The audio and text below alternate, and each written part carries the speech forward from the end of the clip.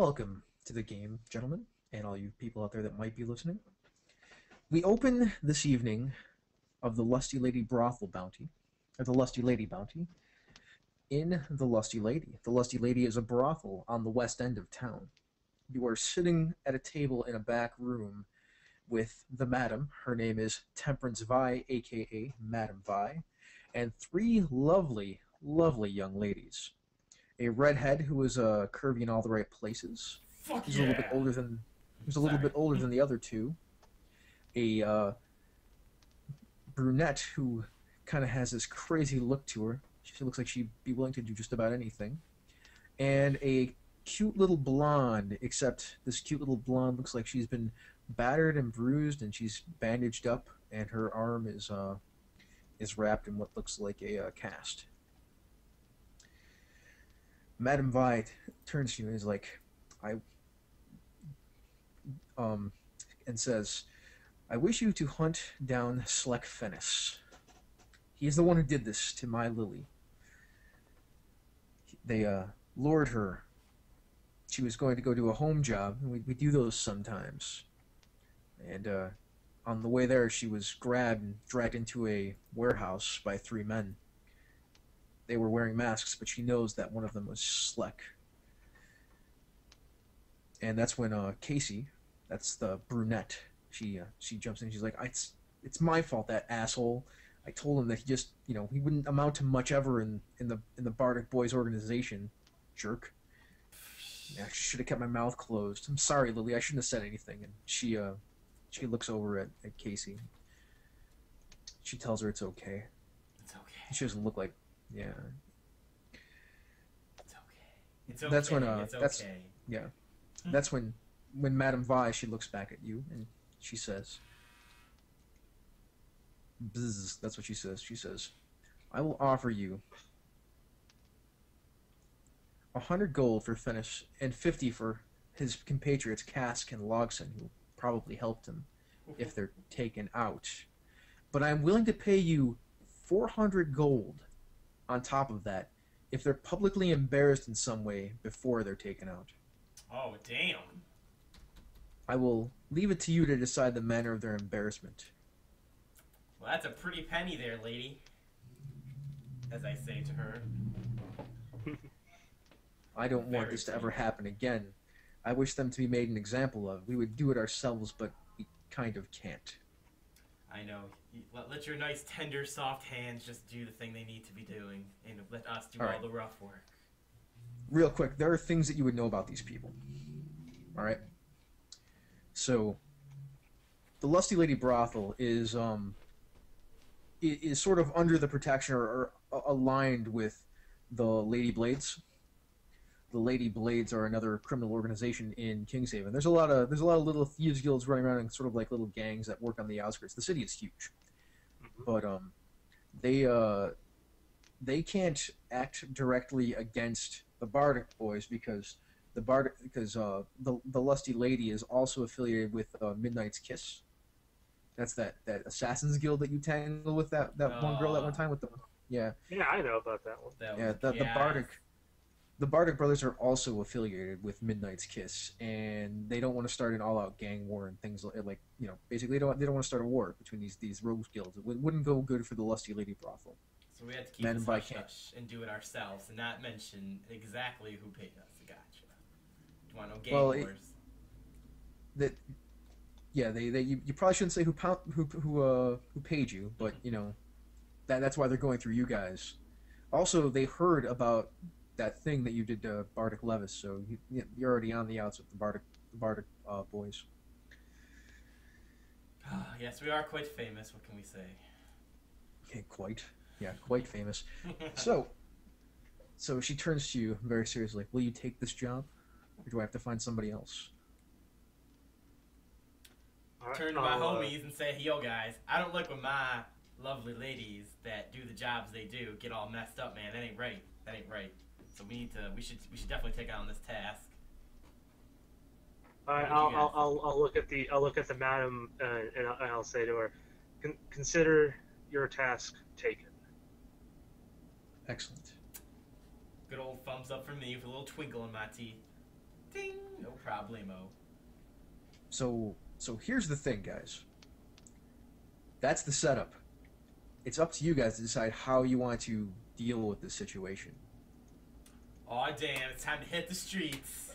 Start gathering some information, baby. Mhm. Find out where these homies reside, where they eat, where they sleep. I want to know where they are at all times so we can just plan out a perfect jump on them. So that's what Well, I think I need to do, is need to go right. gather some information. Should we just Sure. go to our warehouse and ask all our ragamuffin street urchins? You could absolutely do that since you now own that warehouse, Hell yeah. and you have the pickpockets of Kinghaven under your protection, or they work for you basically. Kip and Girk and Nevik and Sinkle and Oliver and Bort. Alright, here's our plan. Alright, you two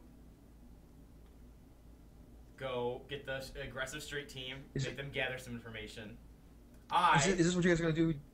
Oh, go You're on. gonna go gather information? Yeah, I want to go gather information. If there's like some piggly guy who gets his finger in everything in the town, I want to go talk to him. If there's just general talking, anything like that, that's what I want. Man, sure. Do. There's absolutely a Piggly guy that you know. What's his name? His name is totally Piggy. You just call him Piggy? Call him Piggy, yeah, because he snorts a lot when he talks. Okay. I'm Just gonna go call him talk to Piggy my Small. contacts. So I tell my boys, all right, I'm gonna go talk to my contacts down by the south side of the city, and you guys should go see what our aggressive street team can do, and I go off to do that. All right. So you go and talk to Piggy. You guys, is this the plan? Is this what you guys want to do? Yeah, Well, sure. That's fine with me. I don't know about I am going to split the party, and I'm going to do some research on my own here. Okay.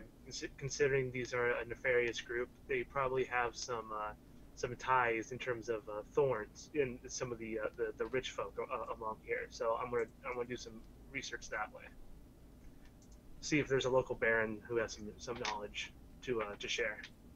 There is a local baron that would probably have some knowledge to share. Would you like to name this local baron, or would you like me to do so? I would like you to name him. Okay, his name is Kenneth Banks. Okay. He is a local baron. He is in town at the moment, residing at his city home, as court is in session. Okay. Well, I'll let them do their stuff, and then we can come to me. All right. So, guys with the aggressive street team. So we'll go to the warehouse. Yep. Okay, so you go to the warehouse. You send out the aggressive street team to find stuff out, and they come back, and this is what they know. So they've heard of Sleck. In fact, it's Kip who comes up to you, tells you after, like, hey guys, we found some stuff out. We found some stuff out. So Sleck Fennis, he's sort of like a muscle guy, I guess, for the Bardic brothers. Like they run protection rackets down on the west end, and that's his job. Like, whenever people don't pay up, they go in there and they go in there in masks and stuff, and they beat people down, and they take the money from them then, and so to prove that they actually do need protection. And that's what he has Willie Caskin and that Jeremiah Logson for. Jeremiah's the big guy, Willie's the slimy looking thin dude, and Sleck is sort of like in the middle of those guys a little bit, likewise, but he's like really good at talking to people. So that's what the aggressive street team finds out. Okay. Right. I guess we're gonna try and find Matt once he's done talking to his guy. All right. Yeah. Or Matt. So Willow, you're in like a seedy bar. There's plenty of seedy bars, and you're talking to people like, yeah, what's up, Willow?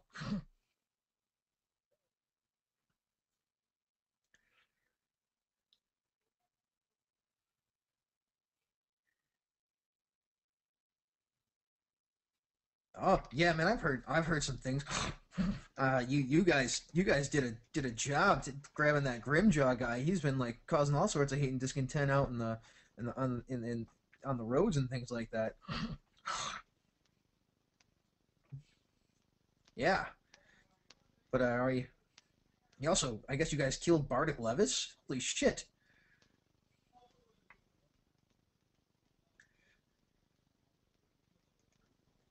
Yeah, that's a lot of the time.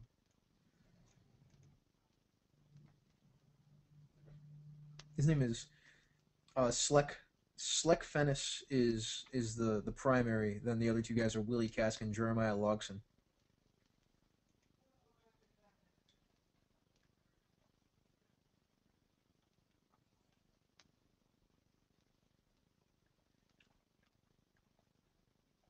Ah, um, yeah, I know where he lives. Like he lives in this place on the West End. It's actually, do you know where the Lusty Lady is? Yeah, it's about 4 blocks from there. I mean that's and then he gives you the address.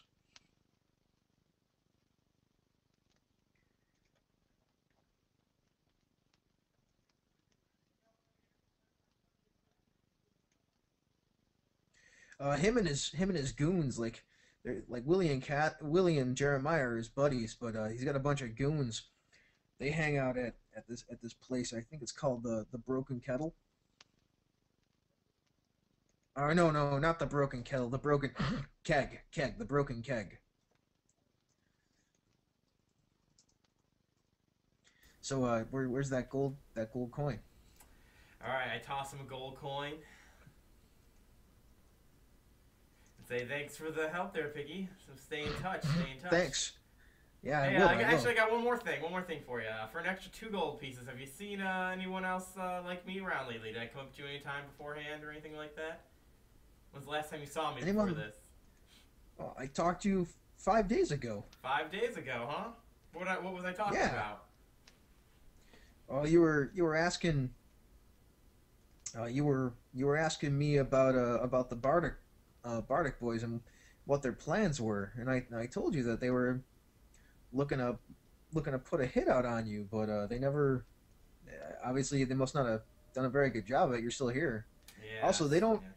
yes. They also he also wanted me to find out if they knew what you looked like, and it seems I haven't seen him yet. Well, I mean, I haven't seen him yet. It's you. I figured you'd ask me about it, but I guess they don't. From everything I've heard, that nobody knows. They don't have any idea what you look like. I see. I see. Okay, well, thanks, Big Egg. Tossing 2 more. And I go back Thanks. to the warehouse. So I'm down to a whopping 98 gold pieces. All right, Andrew Nielsen, Hmm. you are sitting in a very lovely, lovely home. The carpets are plush. The table is oak. The seats the chairs are upholstered very very well, but they're very uncomfortable because it's much nicer than what you've been accustomed to lately. Hmm. And you're sitting with Kenneth Banks. Oh, okay. So I give my normal greetings, to the Baron there, and I say, thank you, Mr. Banks, for taking the time to meet with me on this fair occasion. It is no problem, Andrew. It is good to see you again. Yes, it has been too long. I've been away since my master's falling. Yes, yes. It's unfortunate about Nestor. So, as I wanted to talk to you about here. I've been taking up the task of righting the wrong that a henchman has done in these lands. A person who goes by the name of Select Finis. Slick And Fennis. if you ever heard of anything about the person, like anything you've noticed around these parts, he seems to be a real low life, scumbag, if you wanted to say such a thing. Well, you know that I only associate with people of that nature on occasion, and usually I have my Batman take care of those things for me. Well, anyway, which form that I can get in order to have that any type of information that will help me on those things will be Well, great. hold on one second. Let me call my man in here. He goes, Howard, Howard, and up the his basically a butler like looking Mhm. guy walks in, and he's like, Howard, have you ever dealt with a gentleman named Sleck Fennis? And Howard thinks about it for a second. He's like, yes, I believe I have. I have hired him as muscle on occasion. He works for the Bardic boys.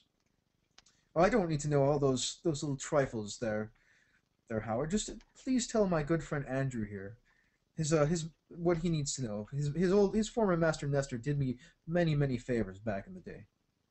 It would be my pleasure. What questions do you have, sir? All right.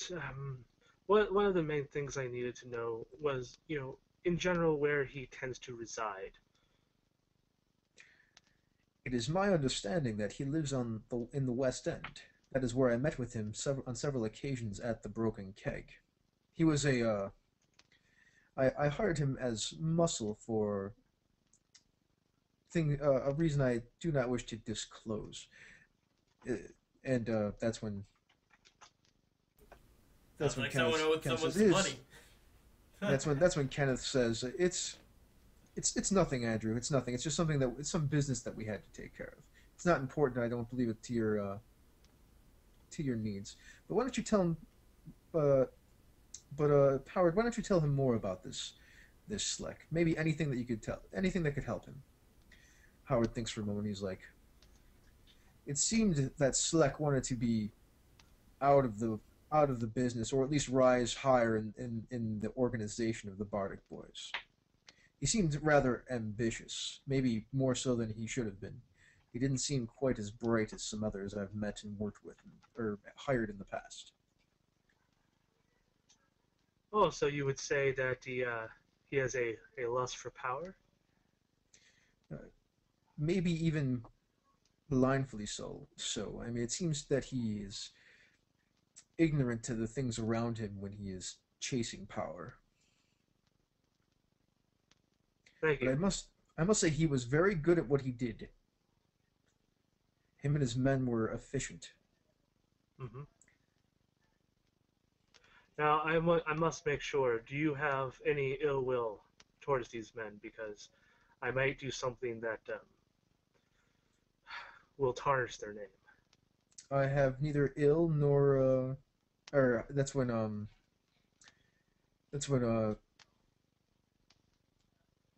Kenneth speaks again. He's like, "Oh, there's nothing like that. They were okay at what they did, but there are plenty of other thugs like that around. If we need anybody, we can hire them. It's not known that they were associating with us, and I expect you to keep this little conversation between us discreet, Andrew." It is a discussion amongst the higher ends. No, nothing needs to be discerned Good, amongst the good. populace. I appreciate that. I've been keeping tabs on you. I know you've been associating with those.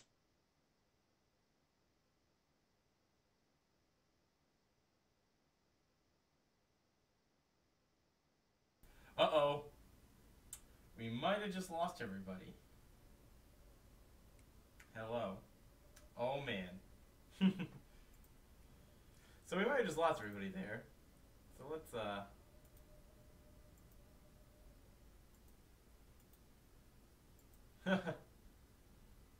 Uh-oh. The audio connection has been lost in the attempt to reconnect. Alright, so technical difficulties, guys. So we'll just have to give it a moment. Oh no. No.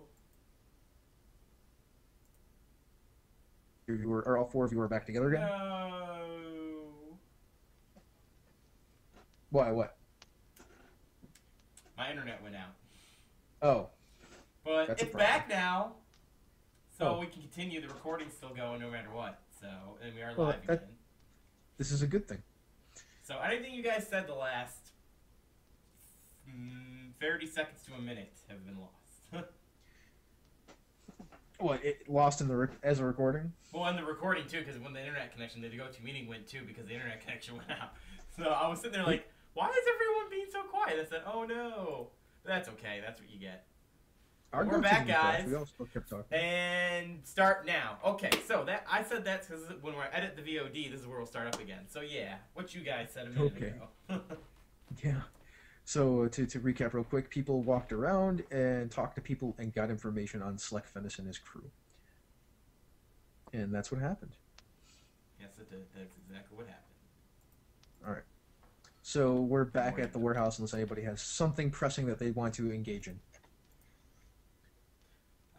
On the way back, if I see a pig, can I, like, you know, go, hey, you remind me of some guy? And then I move on. That's about it. All right. So you guys are back in the warehouse. So what's the play? I divulge my information to everyone. By everyone, I mean the party.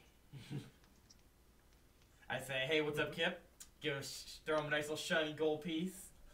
Hey, thanks. I'm down to 97 now. I'm just that guy. I'm just that guy. Apparently. Yes. And then after I He's divulge the- my information, I say, all right, guys, figure out a plan. I'm going to go catch up with the guy who takes care of the kids and make sure he ain't messing shit up.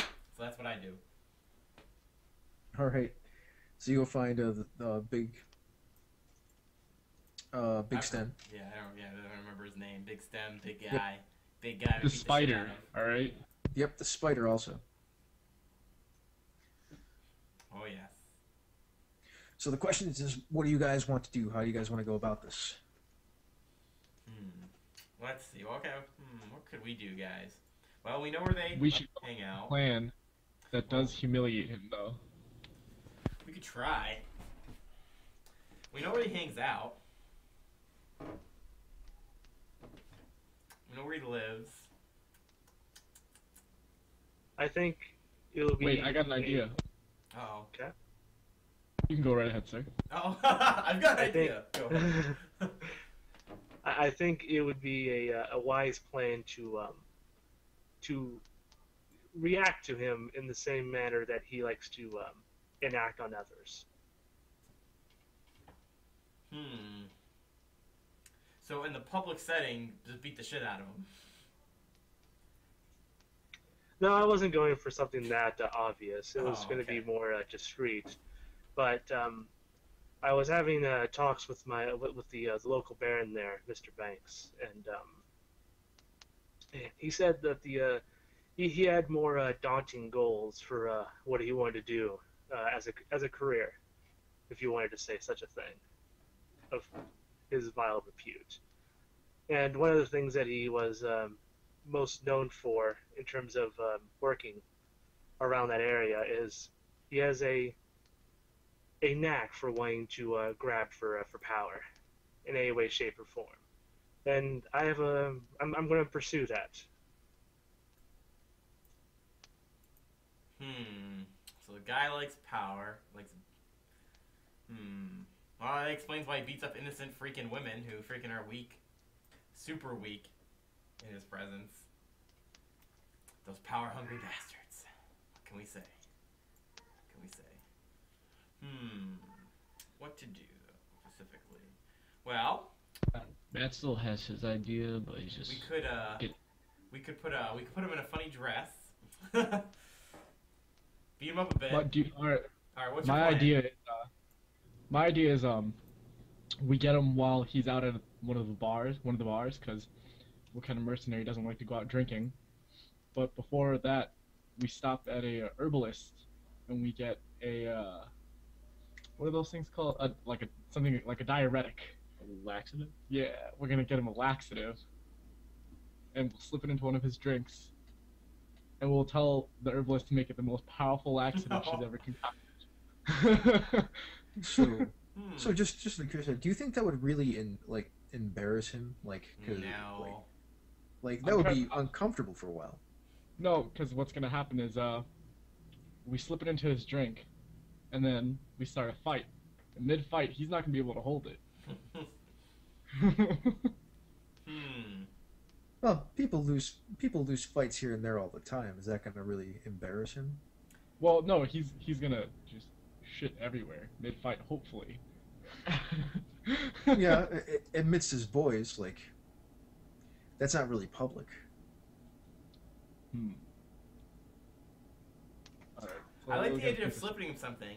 Well, maybe we could. Well, we liked But power. by the way, public meant like on the public stage, like it makes the local weekly paper. Yes. So Yeah. think And bigger. that's what I was. Yeah, that's what I was going for. I'm glad you wanted to entertain that idea for as long as you did, but I'm thinking along the more of a more grandstanding position here. Since this guy wants so much power, I say we try and give it to him in a contest of sorts, and that's where we can humiliate him in front of the crowd.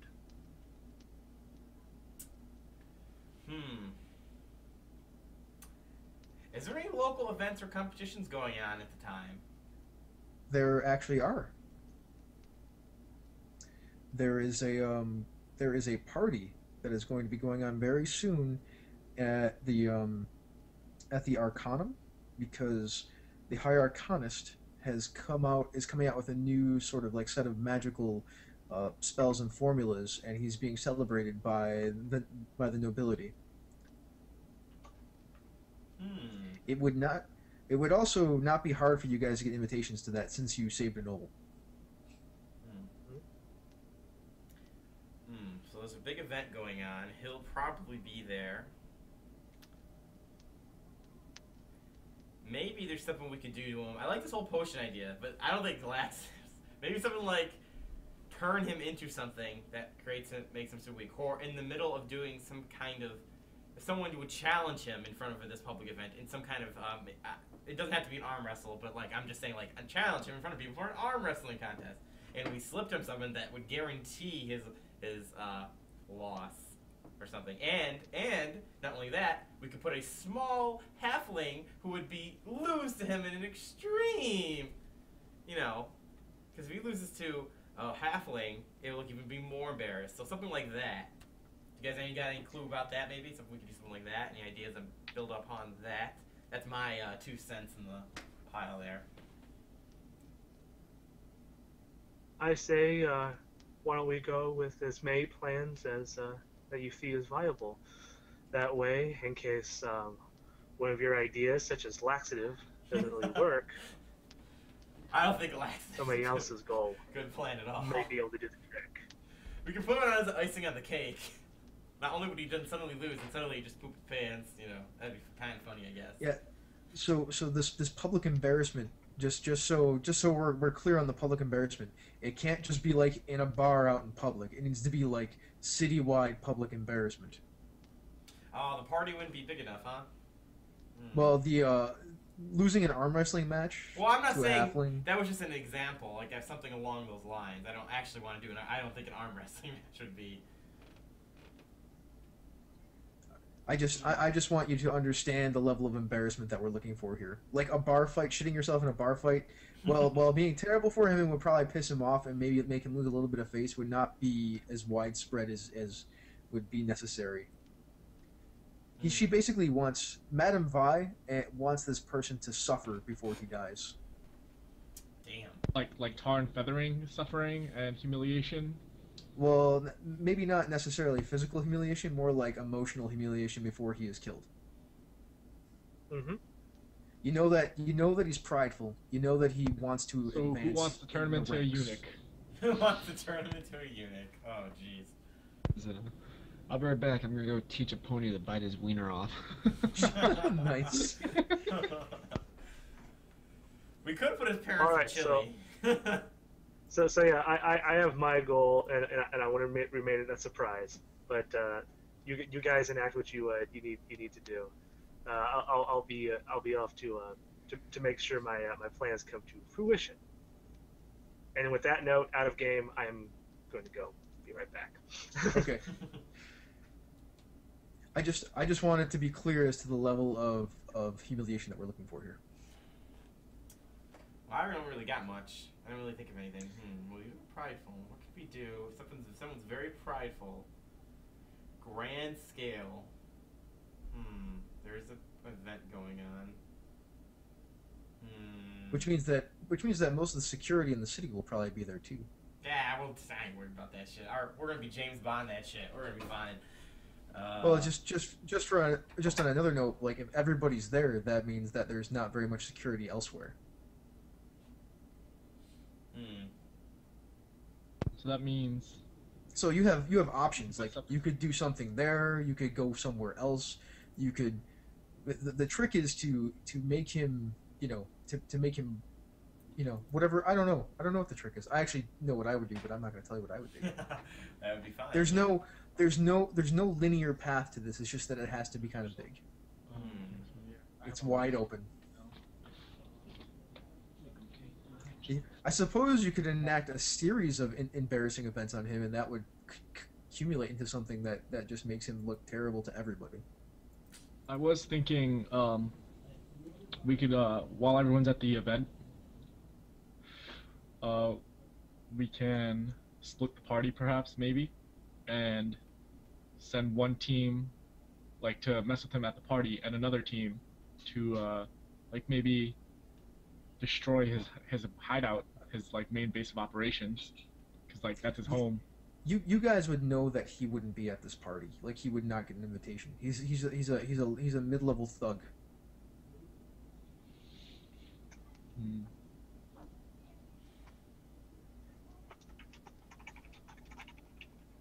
Ah, okay. Let's see. Which one of us can actually write nicely? Yes, exactly. Perhaps send him a fake invitation, so he's gonna try and show up as dressed up as nicely as he can, and just be turned away at the doors. But we have to find a way to make it embarrassing for him, so we have to have everyone outside for some reason. So that way, like, we can see him get totally turned down by the guards. Oh man, yeah. Everyone will be there to see the guy not get into the party. Well, it's gonna be embarrassing for him. Like, That would be pretty bad. I keep flipping backward. Ooh, did I stump you guys? Okay, No, I know exactly what I need to do. So, but like I said, I wanted to try and keep it. Well, I have no plans. I got some like dumb little shit, but I don't really know on a grand scale how to get them. No. Try and attempt your dumb little stuff, okay? Just do what you think your character would think is a good idea. Don't just try and go with what one guy says is the best way to do it and hope the GM says, that sounds like a good idea. Yeah. So let's do you guys want to pull the slip him a laxative in a bar fight? Well, I honestly don't even think my character would think that's a good idea. I definitely think the whole public. All right. And I honestly do think a public kind of show of contest or strength, something like that would embarrass him. I do feel that. Sure. I just don't know if I don't want it to be arm wrestling. That was just an example. I just don't know what I would want it to be yet. Maybe knife throwing, maybe darts, maybe something. I don't know. Sumo wrestling. You could absolutely do that. Sumo wrestling. Just wrestling. I like this. Just wrestling. All right. So how do you guys want to set up this scam?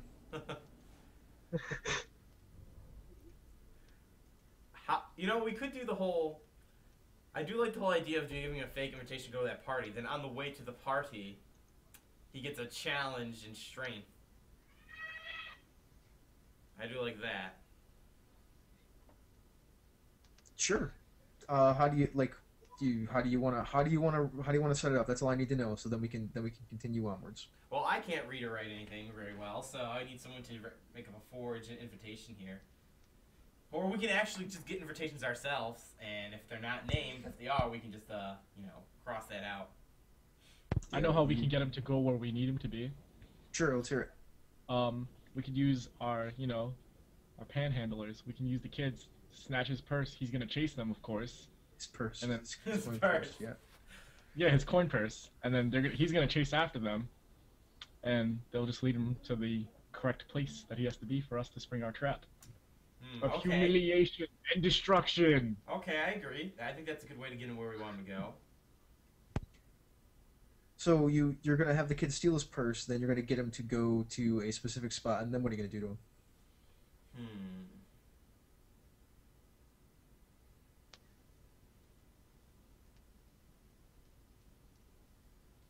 When we get him to that spot, I should challenge him to wrestling. But we're gonna need a potion to make him really, really weak or something. Some kind of thing. We have to slip that to him beforehand. Maybe one night while he's drinking, we hit one of the little kids, or one of us, to slip something in his drink, or pay the bartender or something.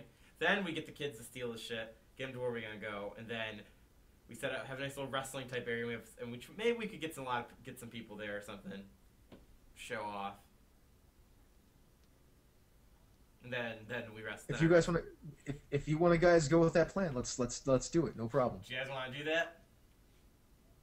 I'm fine with Yeah, that. you guys can go ahead and do that. All right. Yeah, so let's try So- this.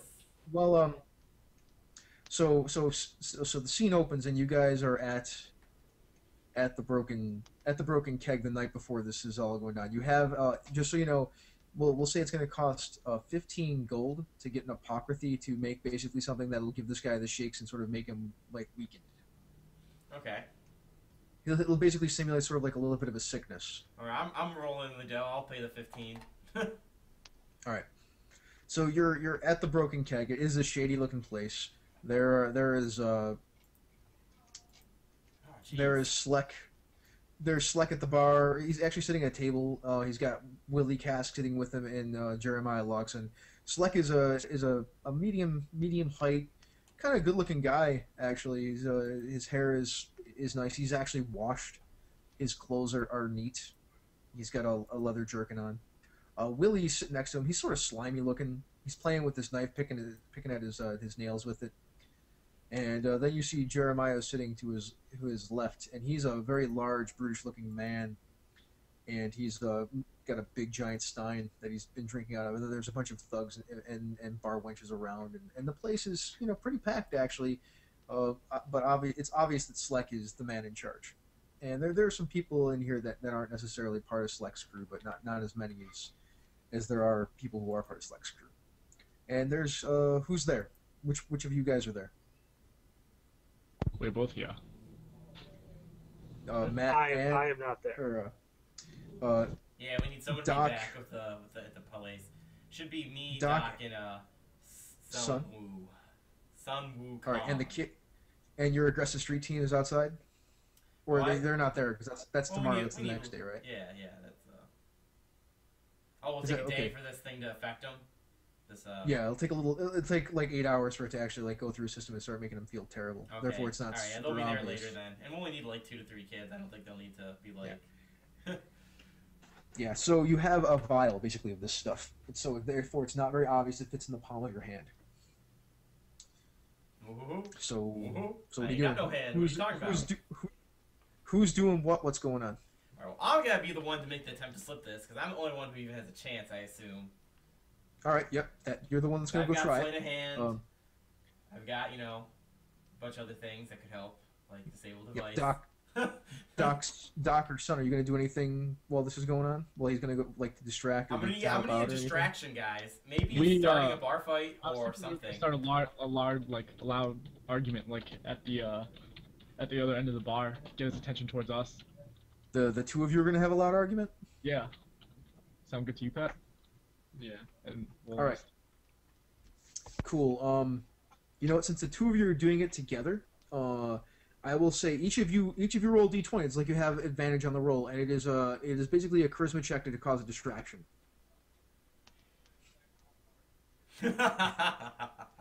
So, what is the argument about? Well, obviously, Do you want to the have one the who- argument? Obviously, the awesome line I read in the chat here, the argument of who's crossed the swords more often, the best argument in the world. I thought we weren't supposed to acknowledge the chat.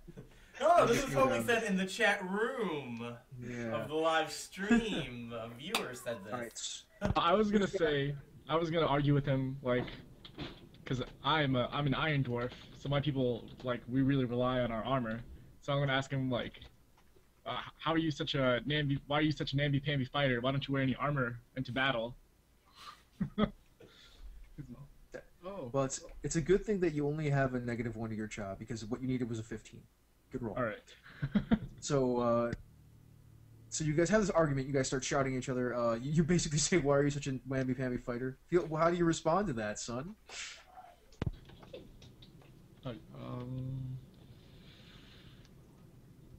I say, why are you so short? Oh, you just got scraped, son.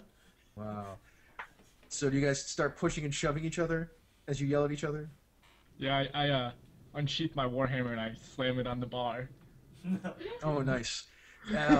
Nice. That's good actually. So when that happens, Willow, you notice that Sleck, he sort of nods to Jeremiah and some of his goons, and they actually get up and start walking over. So there's far less people now surrounding him. So I guess I sleight of hand that shit into his drink, or. Well, how are you gonna go about doing it? I want the description. Well, I was sitting somewhere near him, correct? That's how I found out his buddies were smelly and all that jazz. I mean, we're actually pretty clean. Yeah, he's at a table. He was surrounded by a bunch of people. He's still sitting at his table. Oh, goddamn! Is it one of those U booths where he's in the middle? No, he's just at a table. Okay, table. It's sort of near a wall. And he's got his back to the wall, but he's at a table. You could walk around it and things like that. But he would, I mean, it wouldn't be easy for you to walk up to him without him noticing you. I mean, like, it's a room, you know? Yeah. So is he currently distracted? Is he looking away? He's watching. He's sort of watching. The argument that's going on is his big friend Jeremiah walks over there and starts getting into it with Son and Doc, and basically telling them to cut it out. I'll get back to you in a second. I just want to know what your play is. Are you going to actually walk up there trying to be all sneaky-like, or are you going to try to walk over there and talk to him for a second first? If the room is somewhat calm, like if the whole room didn't start in a bar fight. Everybody's just watching to so see what's going on. Okay, I think what I would like to try to do is I want to not approach him, but get towards the table, sneaky, like not think like I'm walking up to him, but I'm like just walking by in the room, you know, just walking in the room. You casually walk over there. Then when I get up there, I want to, say something like, "Oh damn, look at those two idiots fighting, man! Look at that guy didn't even clean his boots or anything," so that maybe they look away directly at the thing I'm referring to. Or something like that. Something like that. I don't know specifically what I want to say. That sounds solid, man. Like you walk over there and you basically talk to him to get him to not look at his glass for a second, to get everybody to either look away or my goal is to say something like that. The glass. And then when he looks directly at that would be my sleight of hand moment. Oh, drink. And then he might respond to me saying, "Oh yeah, that stupid dwarf," or something like that. That's my goal. That's what I'm trying to do. But if there's a bar fight that occurs, then I want to trip into his glass and then say, "Oh, I'm sorry, sir." So those are my two options, depending on the room status. Those are my two plans. So give me your Well, I'm not okay. Hold on. Your roll depends on what happens. Okay. All right. So Doc, Son, a big giant guy comes and walks over to you guys, and he's like, he looks at the hammer that just landed on the bar. He's like, "Hey, cut it out." Cut it out. He's kind of dopey looking. Doesn't talk so well. I will cut it out once I know where's the rest of them. Did he leave it at his sister's after a night of drinking his ale? Oh! One of the thugs, one of the cronies, he kind of laughs at that, and even the big dopey guy gives a snicker. He's like, "That was pretty good." What are you laughing at, Troopy? Oh shit! Oh shit! Bar fight's gonna happen. You're gonna push the big guy? Hell yeah! Uh-oh. So real quick, I have no problem if you want to do this. If you want to push the big guy, I should note that he has a hammer at his hip too, and you're in a bar with a bunch of his cronies. And I mean by a bunch, I mean like there's the three dudes that I talked about plus a dozen other.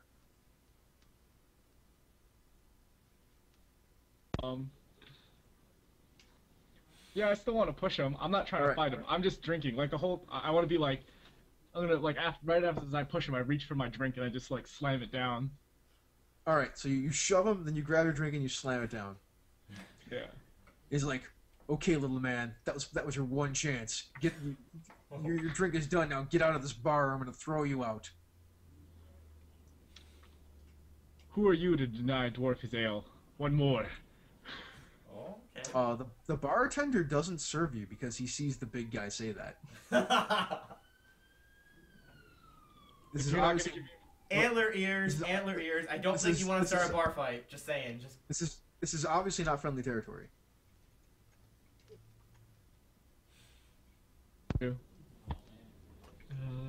Well, seeing how we were trying to do a fight, I can't really be friendly with you now at the moment, so... no. He's telling him to get out. No, You could be at like, that, yo, at that, yeah. I look over at Wukong, and I said, "What? You've gone all quiet now too?" And I push him too. Oh man, they're Okay. gonna throw you Let's out. take this outside. Oh, okay. There we go. Let's go at it, namby pamby boy. Oh, they're gonna fight. Let's go watch. So now, like, most of the bar empties out to watch you guys fight in the alley. Oh, okay. Do I get an opportunity now? Yeah, man, you have. There's only like him. Actually, he's getting up and taking his drink with him. So here No, we're no, yeah, yeah. My goal is while we're walking out, I bump into him, and that's when I do it. Perfect. Go ahead and roll with advantage. It's the perfect situation for you. Okay, so Good I do a distraction. D. I do have. Am I using sleight of hand? Yeah. I do have it in the skill, so that just. You get to that roll just- your skill die. Yeah, so I roll my skill die. So I roll a D20, then I roll my skill die and Yep. add that on. Correct? Yep, and you add your dex modifier. Okay, so let's roll this D20. It was a 9, but that's okay. That's okay because I'm adding dex, so that's 9, 10, that's 11. Now I gotta add my skill die. You also have advantage. I know, I'm feeling pretty confident. And I add another 3, so 9, 10, 11, 12, 13, 14, 14 without advantage. So roll the d20 again. Alright, boom. 19. Nice. So that's the actual d20 roll then. So you have a 24. So no problem, man. You bump into him and as you do, you say you're sorry, and as you do, you have the top off. Oh, man. Sorry, man. Sorry, man. I just was I gotta go see this fight. Gotta see this fight, man. They give him a little pat on the back, and then I just nimble my way out. Yeah, he's like, yeah, let's go see this fight. So now we're standing in the alley, and there's like about 24 people out there watching the dwarf and the monk square off. Are you guys gonna put on a show? Yeah, hell yeah. Here, I'll make it easy on you guys. I don't think we actually need to play out this fight as like a big fight. So if each of you just want to roll a d20, and then whoever gets the higher can say that they won the fake fight. Oh! No! So later Doc is walking back with a cold stein on his face. For the listeners and viewers, Sun Wukong rolled an 18, and the dwarf rolled an 8. Her Doc rolled Yes. an 8. Doc rolled an 8. So Janik, or not Janik, Doc is walking back with a cold beer stein on his face, and Sun is your hand is pretty sore because you punched a dwarf in the face. That's usually not a good idea. But you completed what you wanted to complete. Hey guys, good job. Good job, yeah. High It worked. So, I slipped in. punch him in the gut. As I high five Sun Wukong, I punch him in the gut. Oh. Nice. Friendly sucker punch to the stomach. All right. So now that that's taken care of. Oh, you eat the waste of money. So now that's taken care of. Andrew Nielsen, would you like to tell me what you're up to at the moment? All right. So what I was doing throughout that time is I was going to that Arcanum house, and I was trying to procure a invitation to allow Finis to join us. The easiest way for you to procure an invitation would be to go to the Verns and ask them, Okay. because you saved her life. All right. Well then, yeah, that's what I meant. Then I'll go to the Vern's house to get an invitation. Aislinn get you invitations for you and your friends and anybody else you want, up to 6 of them. Okay. So what I will do is I will include Finis, his 2 pals, his 2 main henchmen, and then after that, 3 of our elite agents on the aggressive street team. 3 of the kids. Yes. Okay. And then after that, I'm going to tell him what my plan is in terms of why I want Finish to go there. In terms of like, I want to challenge him in front of the noble class of a challenge of strength, and if he wins, he can claim my title as a knight. Oh. That'll be enough. That'll be enough. Hopefully, that'll be enough to whet his appetite in terms of wanting to come there. Oh, are you going to be there? Yeah, I'm going to be there. And if I So need to challenge him, I'm going to challenge him. You need. But that's what I want. You're not going to get invitations for any of your other crew. No. You said me, the crew, and 6 others. That's what you said. I'm sorry, I misspoke. You can get up to 6 invitations. All right. So, me, the 3 other guys, Doc, all that kind of stuff. Yeah. Well, then, yeah, it'll be Finis and one of our aggressive street team members. There we go. So Finis by himself, one of your aggressive street teamers, and your crew. Exactly. Okay, awesome. No problem. Sorry, if I misspoke, I apologize. It's okay. All right. Excellent. So she gets you those invitations. The Scala is in 2 days. You have a you have the next day to get this whole situation with the laxative set out. So we'll skip to the next day then. So and you're writing that note and sending it to him. So he is.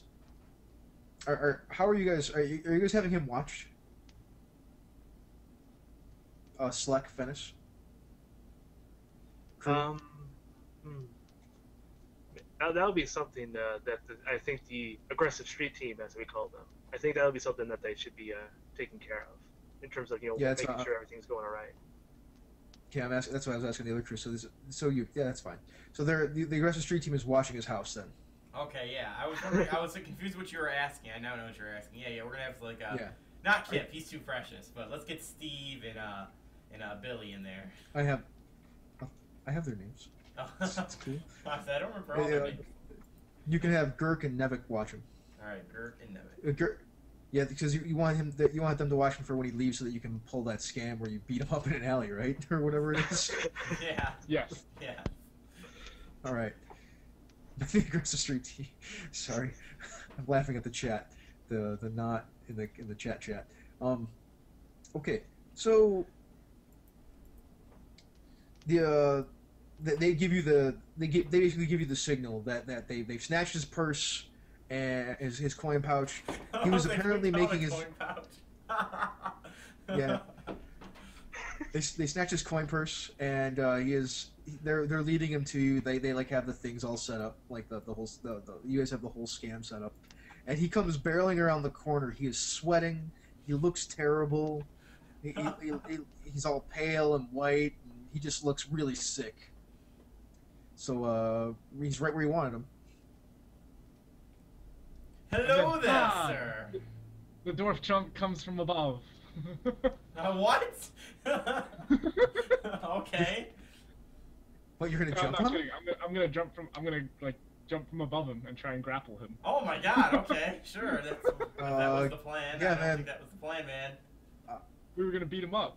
No. We're supposed to I'm supposed to give him a challenge, and he's supposed to take it because I'm a weak guy, and then I'm supposed to beat him. I wanted. That's why we gave him the weakening potion, so that it was a guarantee victory for me, pretty much. Monkey steals speech. Fine, All right. you can go ahead. Issue challenge. The dwarf disappears midair. Alright. You could be up there in case it needs some help. Shit could go wrong. You can stay up there. Yeah, that shit could You go guys wrong. stay up there on the roof, just in case. Maybe you want to So, call people to watch this. Just saying. So he runs around the corner, and yes, we do suck at not reading the chat box, as I'm proving right now. so the guy, there's a chat box. It's readable. So Sleck Fennis, he runs around the corner. Like I say, he looks terrible, and you say hello there, and he's like, "What the hell is this?" Yes, hello there, sir. I think you're a big old chump. That's what I think. Who the hell are you? Do you know who I am? Phew, you're nobody. I could take you down with just my pinky finger. He pulls out a dagger and is like, you wanna test that? Sure, buddy, let's go. Let's do this. I think I'm gonna take you down. Hey, I'll even give you advantage. I'll put one arm behind my back. Fine. And you should roll for initiative. Alright. And you guys are gonna call people to watch us on the roofs, I hope. Yeah, actually, while I make sure they're actually gonna like actually fight, I run out to like I start running around the street like, wait, what's this guy's name again? Fennis? Sleck Fennis. Sleck? Yeah. Yeah, I run around the streets. Hey, everyone! Sleck Fennis. He's fighting a child in down the alley. Oh, thanks. That's okay. Say child. That's fine. Dude, man, roll a d20 at your chow. I want to see how many people show up. 17. Your chow's a -1. Yeah. A moderate crowd does come over to watch this as this goes on. So Willow, he goes first. He tries to stab you. He has disadvantage on everything because he is sick as ever living love. So he misses you terribly. He gets an 8 on his first swipe at you. As he lunges in and tries to slash at you, but you're just too nimble. And you dodge, roll out of the way, pop back to your feet. Plie! And it's totally your turn. So what are you doing? Oh man, I'm gonna go up to this guy and I'm gonna flick him on the head with my pinky. Yeah, nice. Because there's not that many people here just yet. But the longer you draw this out, the more people will show up. Okay, and keep in mind, how big is this guy? He's about 5'10", 5'11". Oh, so he's not extremely bigger than me. All right, so nimbleness wouldn't really work here, or I can't like bob and weave between. No, them. He's not large. Okay, that's fine. Character. All right, so I go up to him, and my arm that's free, I flick him with my pinky finger. I do the whole thumb flick, boom, on this forehead. If I need to roll, that's obviously an attack, right? Boom. Yeah, roll. That'd be that's an unarmed, so I don't add the dagger thing, obviously. So that's 13 plus my dex, I guess. Right. Yes, it is plus your dex. So it'd be 15. Yep. Yeah. So he slashes at you. You dodge all the way, pop up, and flick him right on the forehead. It's like Jesus. He's like he stumbles back a few steps. He looks at you again. He's like, "You little punk!" And then he tries to stab you repeatedly. He starts chasing around like Rocky chasing around a chicken. Yeah, so I start doing my little twists and twirls. He does a very good job of it this time, though. Oh, okay. Since I rolled a 24. Okay. Yeah, I have disadvantage. Hold on. Never mind. I forgot. I have to roll disadvantage. I rolled a natural 1. So he tries to stab you several times, and he trips over some trash, and falls around his face, and he breaks his dagger in some of the cobblestones on the street. So now he has a cracked dagger. Oh, so when he falls though, and he cracks, I do a little leapfrog over him. One arm if I can. Do I need to roll for that? I do want to do that for style. You don't need to roll. You don't need to roll anything. He rolled terrible, just to make him look worse. You do the leapfrog. I'm trying to make him just look bad, so that's why I want to do that. Yep. So it's still your turn. Are you just going to keep taunting him? I want to yell out pretty loudly. Hey man, you can't even beat a child. Look at this. Come on, hit me, man, hit me. So he's like, bastard, and he slashes at you again, and he completely misses you with a 3. So he swings at you repeatedly with his broken dagger. He just keeps sort of like bopping and weaving backwards out of the way. It's not even fair. It's not even like, and more people are starting to show up, and they're starting to laugh now about the situation. Cool. So all right, I'm gonna try to end this. So you are now. Fight. Well, from behind their backs, I want to be like, look, he can't even hurt this child. I'm a child, apparently. This works out good. They're gonna believe it, I guess. All right, I'm gonna finish this fight. So I'm gonna go in, and I'm going for the one arm Shoryuken punch type thing. All right. So let's roll this bad boy. Okay, 4, 5, 6. 6. A whopping 6 for my big hit. You swing, and as you hit him, you hit him, but you don't hit him cleanly on the jaw. You only kind of scrape against his jaw. So he's still and he sort of dodges out of the way. Yep. He's like, well, at least you punch like a child. Oh. And then, the crowd gets a little bit of laugh back, and this time he tries to kick you. Okay. And he completely misses. Like you just dodge out of the way, no problem. But the crowd is at capacity. Can I attempt something when he kicks me? What do you want to attempt? When he goes to kick me, I want to grab his leg and then push him back. And that could be your counter. That could be your next attack, your counter attack. Sure, Go ahead and make sure. your, If that's make what your it counts roll. for, yeah. That'll Yeah. count as my next move or attack. Boom. 7, 8, 9. 8, 9. Yeah, I add my dex, right? All right. So you kick. He kicks at you. You grab his leg, and then he swings his leg back, and you go. And you both go tumbling to the ground. Oh, okay. Like he basically trips and stumbles over you as you off balance him, and you both go falling onto the ground. Okay, I'm good at falling. That's okay. That's true. So now you're on the ground, and he's going to try to pummel you, and I don't think that a 12 does pummel you, does it?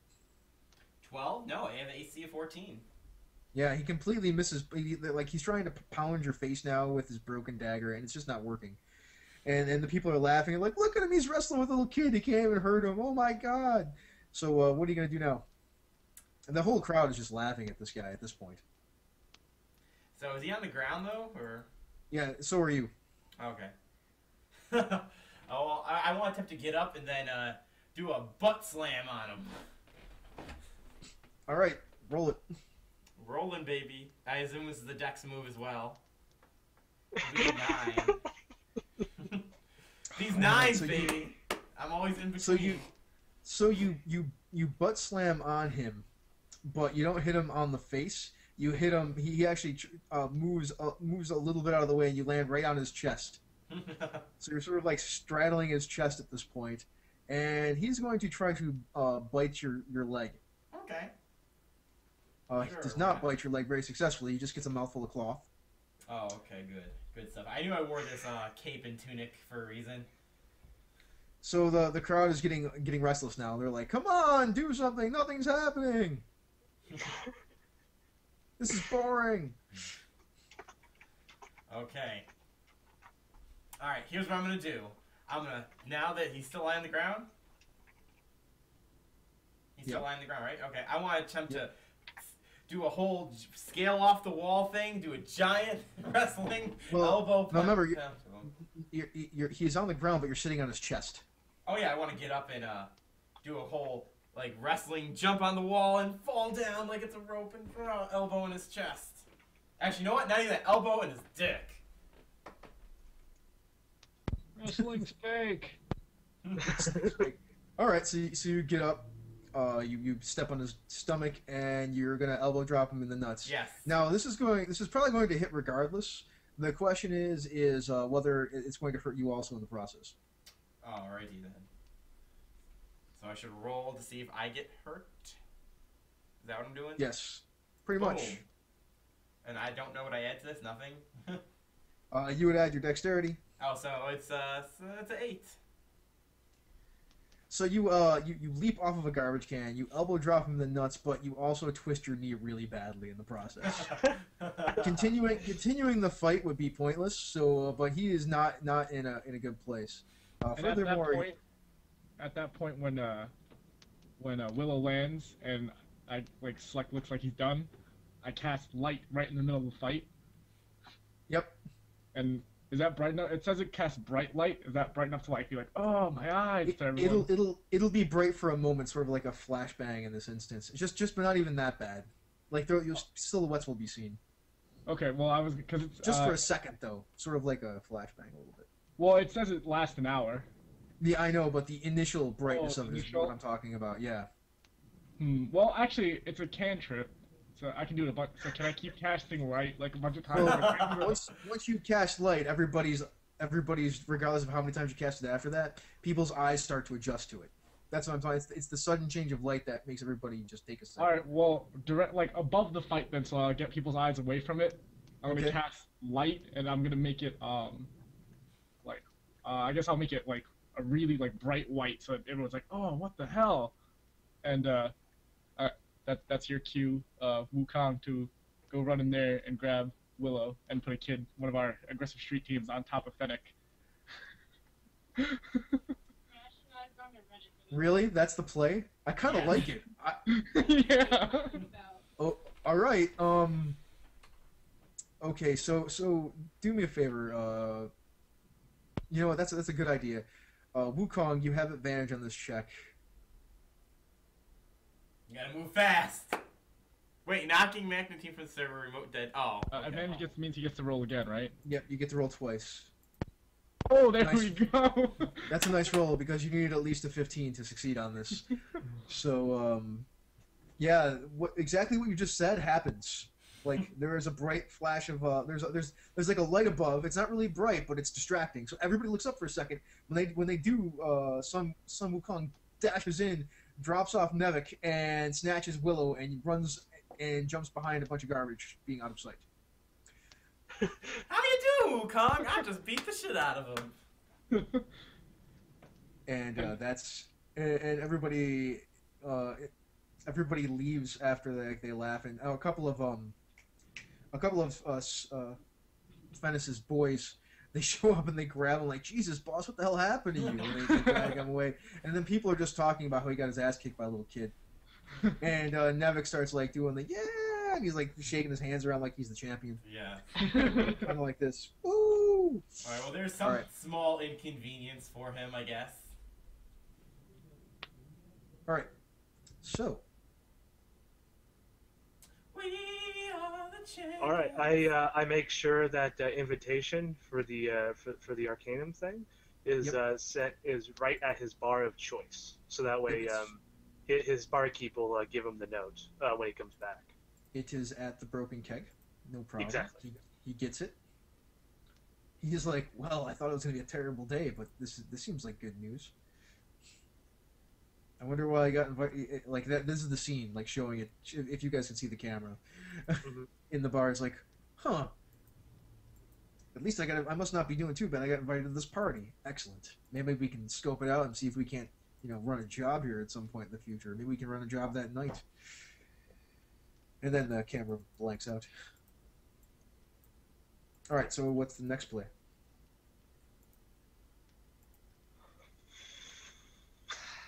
If you just a quick note though, if you have a map or anything you're gonna use, I can't do anything because I had to rejoin. I do not have a map for this evening at all because I I wasn't just want sure to make what sure. plan you just so guys. you know. All right. So now, what are you guys doing? Or do we just wish to skip to the partay? Yeah, I think I need there's to go nothing heal I'm up really my thinking of my at this ankle, moment. and that's about it. That's what I'll be doing until the partay. Her wrist was it? Well, your twisted knee. Oh, knee. That's it. Your Yeah. twisted knee will require your twisted knee in this case will require several castings of the Cure Light wound spell. And by several, do you I guys mean think like you'll 2 need days me for worth. this party? You need to do any sneaky shit? Not planning on it. I will just set this one out and rest up my knee naturally, I think. Let those go boys do their... I'll tend to the aggressive street team. No, that's fine. You can play if you don't want to play Willow. You can play Kip. Alright, he's I'll be going- Kip. 'cause I'll he be gets- Kip. Because he's gotten you also had an invitation from him too, right? Well, it was just an invitation for because I don't know if they're named specifically of like who gets in. It's just like these are invitations, and so if it's one street team member, and if Willow's going to be gone for the night, that means maybe White could take his place. That's true. Yes. So you can take Kip and Nevik if you'd like. I'm not really passionate about the street team members, but you guys are, so that's why I threw that in there in case you wanted to reward one of them. Unless you guys want to reward one of the other street team members. Yeah, Kip's got had his glory days. He's got his gold piece of the day. We don't need Kip in this. Oh, you should put you should bring Nevik, because Yes, That's- yes. that's Some people know him as the maybe some people know him as the champion. All right. So you bring Nevik. Obviously, Nevik and Oliver. I think there is an Oliver. Yes, there's an Oliver. Yep. And Oliver. There you go. Oliver hasn't got any play yet. Yep. So Hell, Nevik and it's his Oliver. movie. I mean, it's him. All right.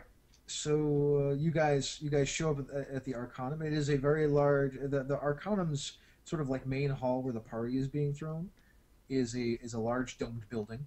It's got vaulted ceilings.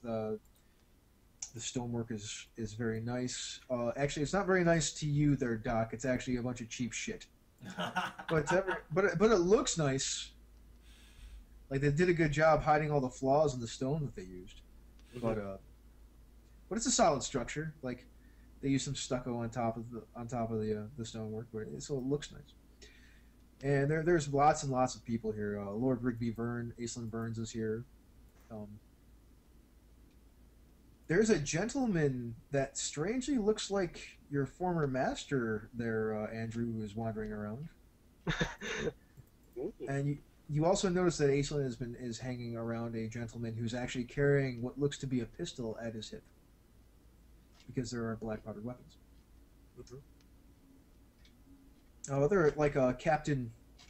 You notice that the constabulary is here too, and Captain Morin is at the party.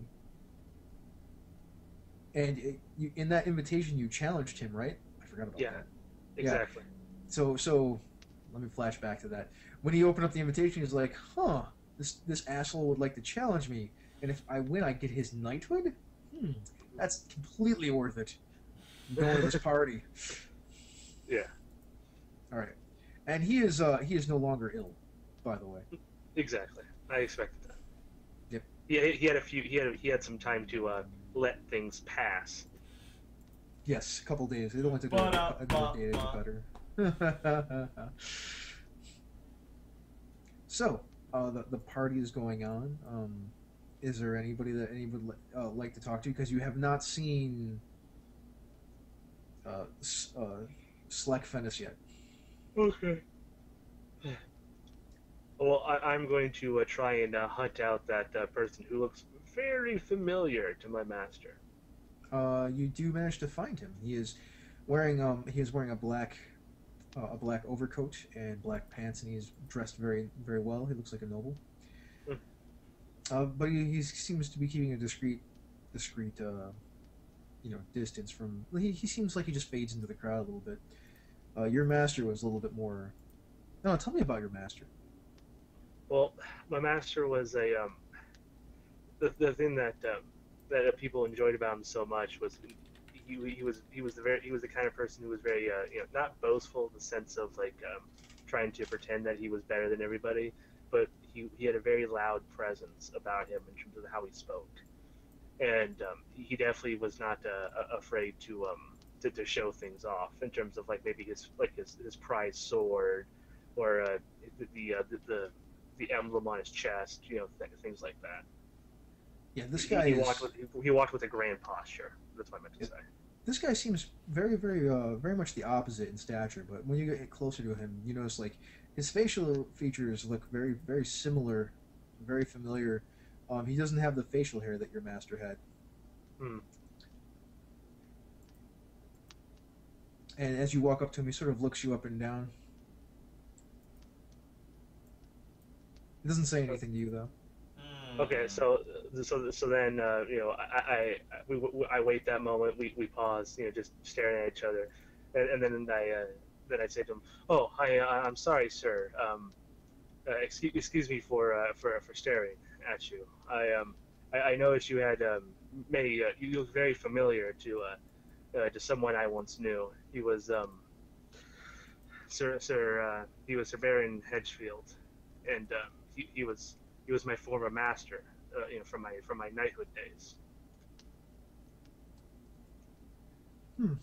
I've heard of this Baron Hedgefield. He was a good man. Served the kingdom very, very well. What is your name per se? My name is Nolan Nilo. I serve the king myself as part of his personal advisory. You are. I didn't catch your name. I am Andrew of Nielsen. Andrew Nielsen. I met Hedgefield once. He spoke of you. Said you were a good student. Thank you. Worked hard. If you'll excuse me, I must go see to something. And he takes his leave of you if you let him. Okay, and I Allow me to take my leave. Sparkle, sparkle. So, Doc or Sun, do you guys want to do anything? Or not Doc, yeah, Doc or Sun, or Oliver, if you're being Oliver. I'm Oliver and I'm Is it just Oliver you brought, right? No, Oliver and Nevik are there. I'm sort of both of them. Oh boy, big shrimp! Nice. And there are big shrimp. And I eat some big shrimp. That's what I do. I mean, that's what we do. 'Cause I'm two people, sort of. You guys got anything going on there? Pat? Matt? Or are you just waiting? We're just waiting, I think. Yeah. Hey, don't look so Cool, look inconspicuous. Jeez. Don't be so stiff woods at the party. Eat some shrimp. We're I'm discussing. What? No, go ahead. Oh, I was just gonna say, I'm discussing the fight with him that me and him had. Him like, oh, if only you hadn't done that one flip over there, you know, I would have had you. Doing that Jackie Chan shit. All right. So as you guys are, as you two are standing there, sort of talking, actually, Captain Elvar Morin walks over to you, Doc, and he's like, "What the hell are you doing here? How'd you get into this party?" Alright, I'm sorry, what was that? Captain Elvar Morin, captain of one of the captains of the constabulary, he walks over to you guys and he's like, he looks basically to you, Doc. It's like, "What the hell are you guys doing here? How'd you get invited to this party?" Oh, you know, we have our connections. Oh, that's right. You saved that Burns girl. I don't know what you're talking about. No, don't say that. Say yeah. No, I'm trying to just like mess around with him. Like, I don't know what your clearance is. Oh, damn. Damn. Some good shit. Are you giving me a hard time, Coalbeard? You know, it's a party. Figured we should have some fun. Have some shrimp. They're really big. I can't. I am working. Oliver yells out, "Yeah, they're really big and juicy too. Nom nom nom." Oh, by the way, when you guys showed up at the party with these two kids, and you cleaned them up as best you could and whatnot, and then of course the dwarf and the monk, and Nielsen at least looks the part. Oh, come on, you can put me in a little tux. Come on, they can afford a little tux for me. I do have my former attire from from my early days. So you look the part. The rest of you, I don't know how much you look the part, but you certainly kind of seen when you showed up. My armor. Well, that's good enough. Like, that's better. They just so you know, like, as long as your weapons are sort of like peace-bound, then they're fine, basically. But as soon as they don't, that's the rule. As soon as you draw a weapon, then the guard like jump down on everybody. So I got boxing gloves on. No, you don't have boxing gloves on. Obviously, you can't peace bind your hands.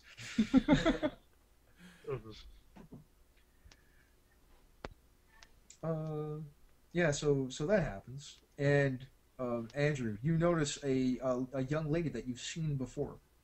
Haven't seen her in a while, but she's wandering around in a very nice sort of like poofy dress.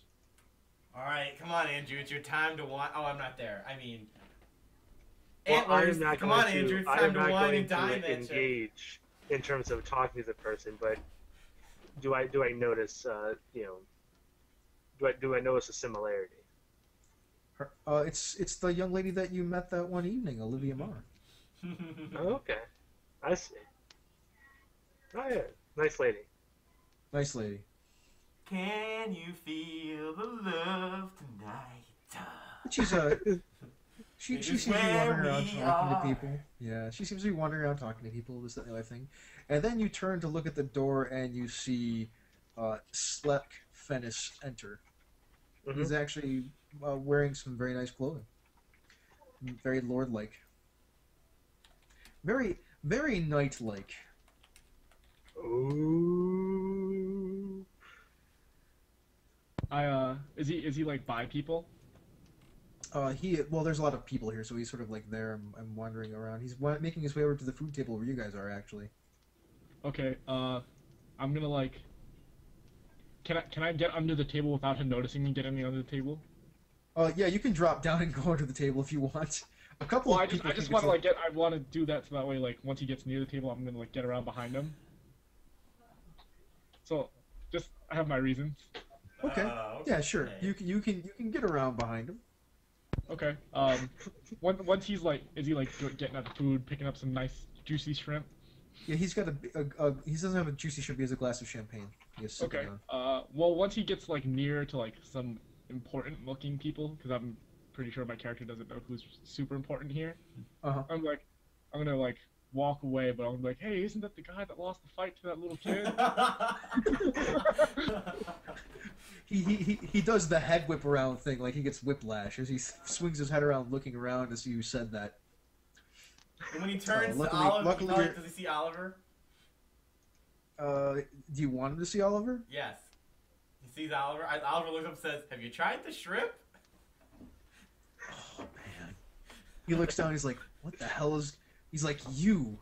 Or no, he doesn't remember Oliver because he was already the shit kicked out of him at that point. It wasn't Oliver he got switched with. It was the other kid. That's why it brought was Oliver. Nevik. Yeah, it was Nevik. That's right. So he's Oliver like, ain't getting the shit beaten out of him. No way, man. That's true. Well, he wouldn't start a fight with a kid in this place anyway.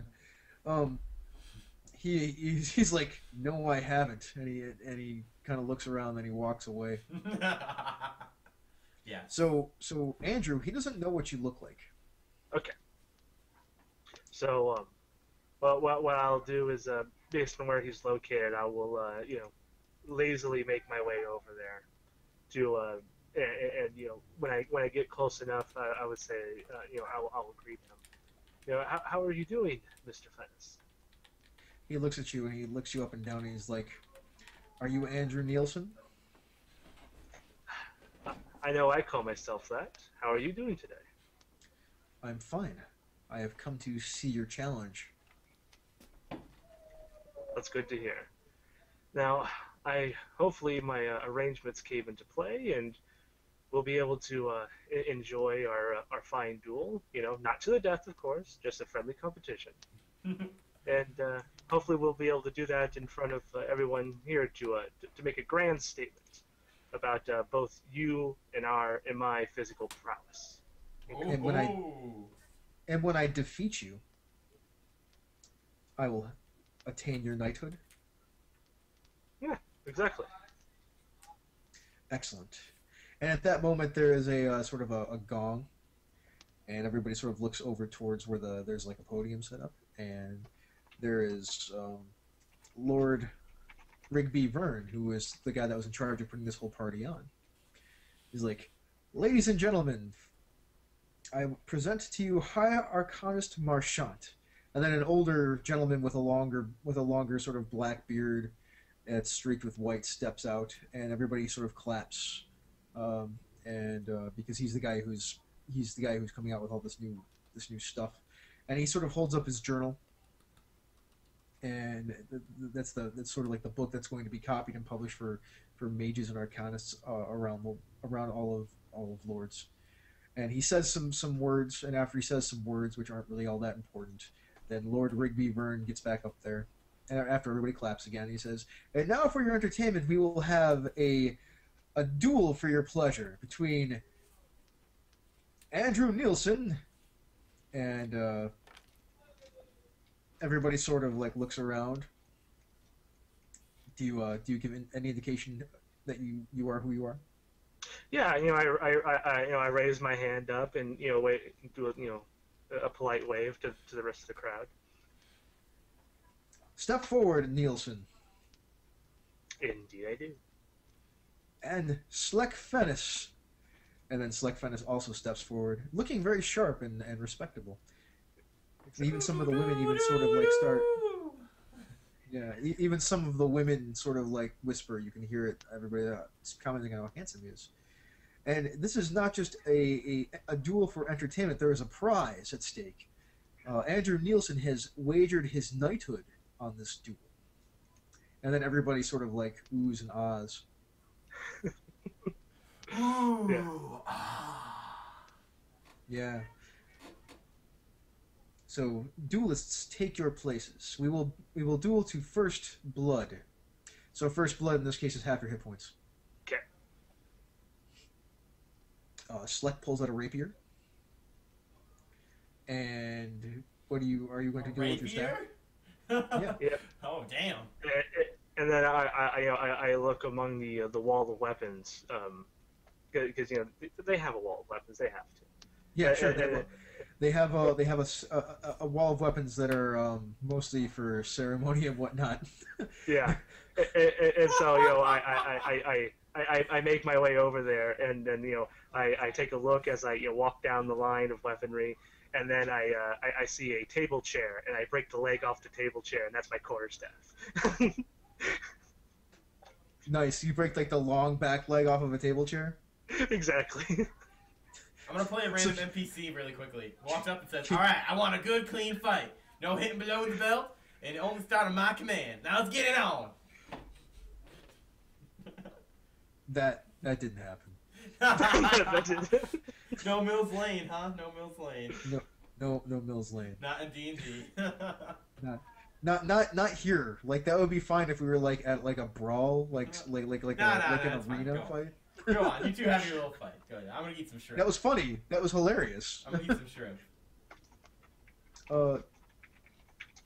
Give me. I'm just gonna find one thing. Initiative? So, no, Lord Rigby Oh. Burns, he has you both stand and do the it's do the thing where strangely enough Fennis knows it. He gives you the sort of the swordsman's bow. Mm-hmm. Yeah, I return. And Vernon says, "Begin the duel." So Okay. So he has a bunch of like shit for initiative. okay. Also, we're rolling initiative right now. All right. Yes. Don't worry, man. He ain't so tough. All right. I rolled an 18. You beat him. You only got a 15. Okay. All right. So yeah, we're paired off about probably a good 10 feet away from each other, right? Yep.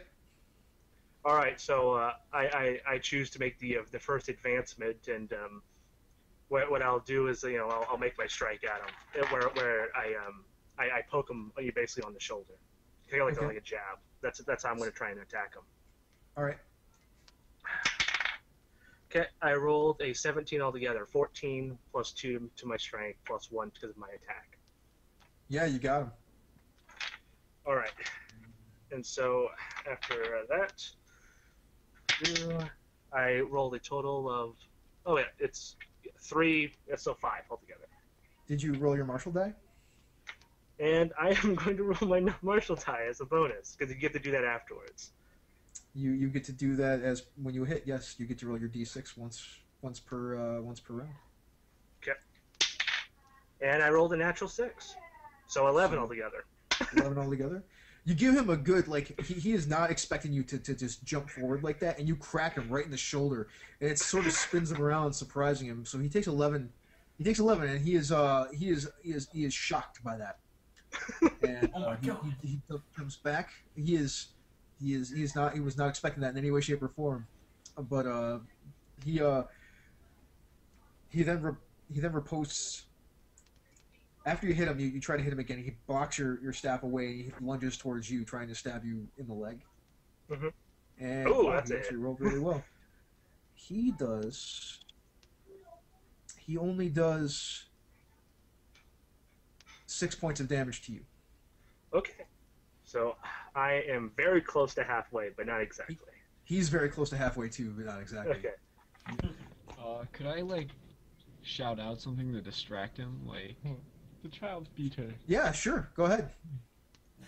Well, I don't think you should shout at him. Wouldn't that be bad? Doesn't that just stop? Doesn't that make the dueling not as good or something? That would be true. That would be true. Interrupting the duel would be a bad thing to do. Yeah, you should maybe you should say, "Hey, isn't that the child beater?" But I don't know if you should yell at them when they're dueling, because I was that gonna- ruins the I'm duel. just gonna comment on the battle and see if he gets like choked up and what hit one of his actions from what I say. Sure. What are you gonna say? Uh, it's like he can't even beat a child. How is he supposed to beat this man? Make a charisma roll to try to see Oh, if Jesus. he hears it or things like that. It's a pretty rough one, but you could still possibly do it. No, that's not high enough because it's in the middle of them like, trading blows.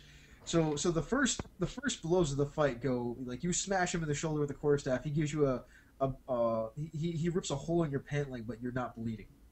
That's Okay. basically how we're going to say it happened. And then there is like sort of like a couple of swats against each other, where you're sort of testing each other out and circling around each other because you know medieval duels like this have to go on for longer than 2 seconds. Exactly. And it is your turn again. Before he takes his turn, I'm gonna do something real quick. Sure. I'm gonna cast Bless on him. Like I'm gonna like do it like real sneaky like, so it's not very obvious. It's a word of power, so. Yep. So you can do this. I'll tell you what the difficulty is. You have to do it sort of on the sly. So it's sort of going to be a bit of a bluff check, which you can either do it on the sly as a dex check, or you can do it on the sly as a charisma check, as you're sort of like blessing the battle. But you have to get at least a 10, or people might notice, and you'll sort of rule the duel invalid. Oh. You want to risk it? I'm gonna ask. That is up to you, sir. I am not in charge of your commands. That's true. All right, I'm gonna try it, and I'm gonna be because my god is a god of like war, well, battle, and like honor and chivalry. Yep. So I'm gonna just start saying like I'll get out my holy symbol, and I'll start like going through the motions of Go ahead. All right. roadie. So we'll call that a charisma check for bluffing. All right. Oh, this is gonna be bad. I think so. Ooh, that -1. All right. So you need an 11. Oh man, please roll good, man. I'm nervous. This guy doesn't like me. On the bright side, if you screw this up, you cast bless, and then there might be we have to roll like to see if people notice. Oh, damn it. Oh, God damn that's it, man! God damn it! Get your dick out! I'll punch you in it. No, I'm gonna see if anybody noticed that happen. What was that? Stop. Oh, sorry. Yeah. So you have a last second opportunity if you want to instead of just blessing Andrew, you can bless them both. I'll bless them both. Okay, so now you're both blessed to not render the duel invalid. Okay. They both get a +1 to attack and saving throws. Okay. Yep. So it doesn't really help them that much at all. Nope.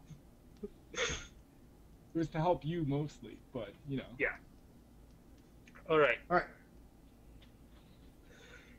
right. So this will be my coup de grace probably because if I miss, he'll probably hit me. So I am going to do a double attack on this one because I know I get like a -2 to hit, right? Yep. Okay.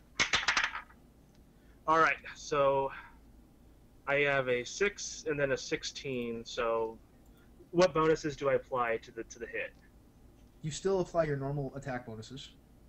Okay, so that means I got a 17 on the D6 damage. And Well, then because it's they're both minus- D6. Yeah. Yeah, and then it's -2, so you got a 15, right? Well, no, I applied that already because I have a +2 to my Oh, strength. okay.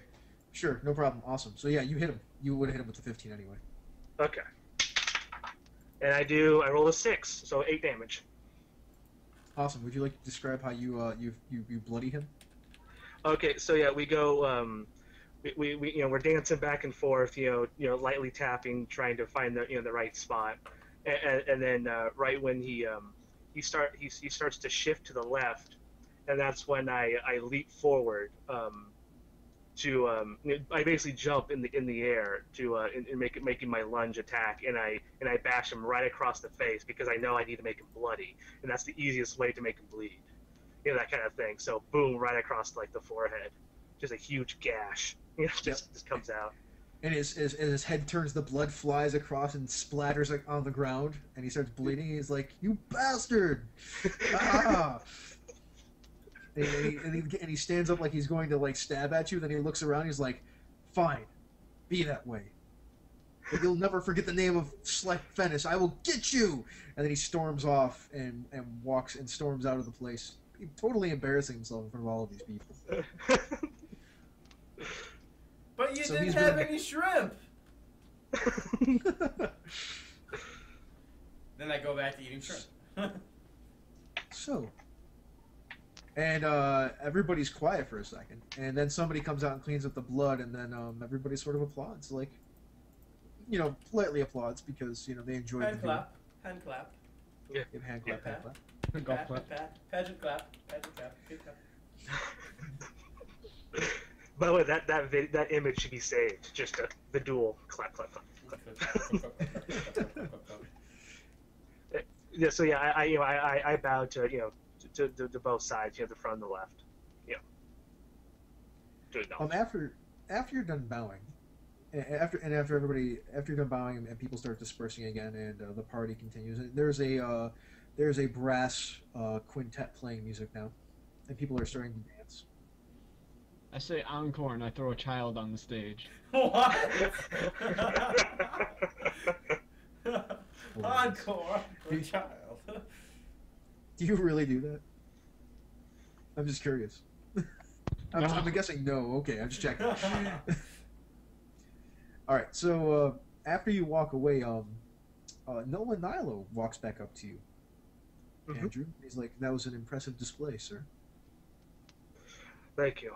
You're- I thought it was important to let that man know his place in line. You are one of the gentlemen that helped rescue Aislinn Veers, are you not? Or Aislinn Vern. Yes. A friend of mine was with you, Aramil. Did you know him? Out of game, do I remember him? Because He was that was Steve's character that got destroyed by the spider. Yes, I did. Yes, I do know of him. He died a tragic death in the fight to save her. That's what I was told, but I wasn't sure. That's unfortunate. He was sort of an agent of mine. I was wondering if maybe I could employ you in a similar role. Well, I would be honored, sir. I've been looking to find a new master, and hopefully, me working with you will help me find someone worthy of my strength. He pulls out an inkwell out of his pocket and a feather pen, and he pulls out a piece of paper and he scribbles down some information on it and he hands it to you. It's like, see me here in 3 days. Okay. Bring your friends. Thank you again. And then he walks off. All right, kids, what are we up to now? Well, we're eating shrimp.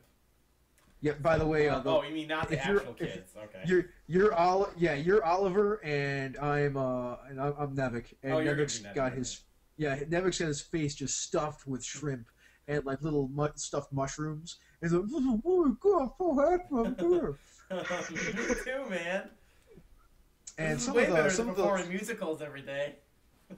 some of the nobles are not fond of it, but a couple of the ladies are.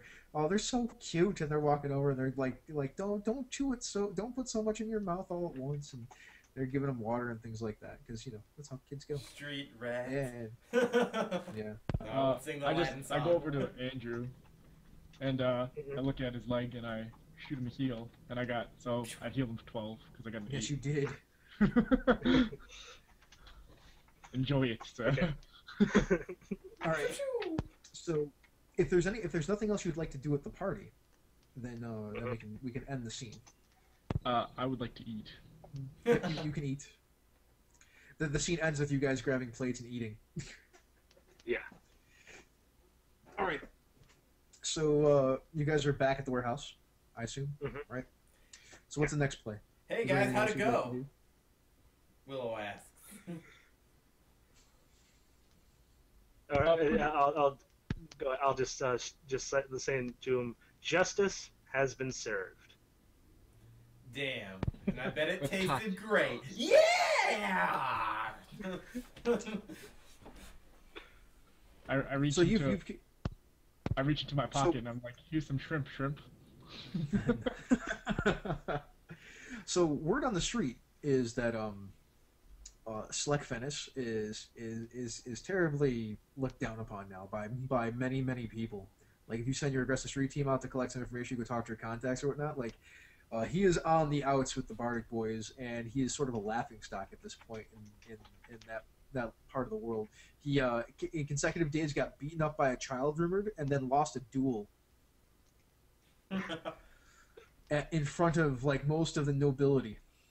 He made his play and got beat, and it would take him a very long time to recover from that. But he has not been taken out yet. Yep. And taken out could mean any number of things. Obviously, he could either be arrested or he could be killed. Whatever. Nevik, and there's a word on the street about a little kid named Nevik who beat up Sleckfennis. They're calling him the Tiny Terror. Ho ho! Good job, Tiny Terror. Give him a pat on the back. So if you want, we can end the game there, and then you can worry about killing this guy or doing something to him some other time. Like it can just be something in your back pocket. Yeah. But regardless, you get 400 gold from Madame Vi and her thanks. Good Oh, stuff. so we went above the call there in terms of the humiliation. So she rewarded us extra. No, that's how No, much she was going to said, reward you. yeah. She said she was going to give you 400 for humiliating him. Okay. All right, thank you. Good stuff. So I say that we And she'll pay you. begin to joke about how awesome the Tiny Terror is as we zoom out and fade to black. Episode 5. There you go. We'll be back next Okay. time.